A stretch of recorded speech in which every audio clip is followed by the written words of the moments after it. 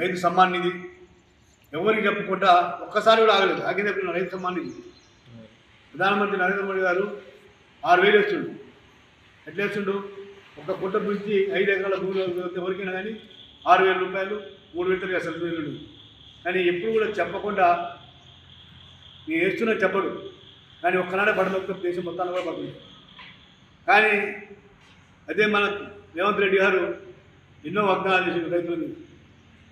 మనందరికీ తెలుసు రైతు భరోసా 3 సార్లు కొట్టి ఈ స్థానిక సంస్థ ఎన్నికలు వస్తున్నాయి కాబట్టి గెలవాలనే ఒక దురుద్దేశంతో తెలంగాణలో స్థానిక సంస్థ ఎన్నికలు ఎప్పుడో నిర్వహించాల్సి ఉన్న కాలపరిమితి దాటిపోయినా కానీ కేవలం కాంగ్రెస్ పార్టీకి వాగ్దానాలు నెరవేర్చలేక ఏ ముఖం పెట్టుకొని ప్రజల వద్ద పోవాలో తెలియక పోస్ట్పోన్ చేస్తూ వస్తూ ఇప్పుడు రైతు భరోసా అని చెప్పి 3 సార్లు కొట్టి 4వసారి ఇచ్చి కేవలం 4వసారి కూడా ఎన్నికల దృష్టినే స్థానిక సంస్థల ఎన్నికల దృష్టినే ఇవ్వడం జరిగింది.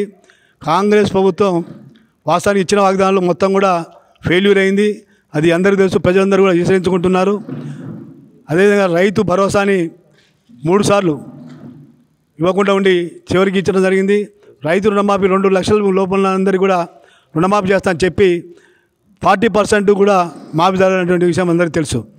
అదే విధంగా మరుగుదొడ్ల విషయంలో విఫలమైంది.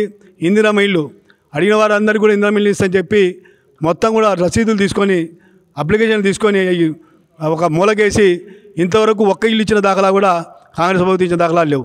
అదేవిధంగా మనందరికీ తెలుసు యూరియా ఎప్పుడు కూడా కాంగ్రెస్ గవర్నమెంట్లో యూరియా కొరత ఏర్పడుతుంది. బ్లాక్ మార్కెట్ పోయి ఎరువుల కొరత ఏర్పరిచి చాలా ఇబ్బంది పడుతున్నట్టు రైతులు ఇబ్బంది పడుతున్న సంగతి అందరికీ తెలుసు.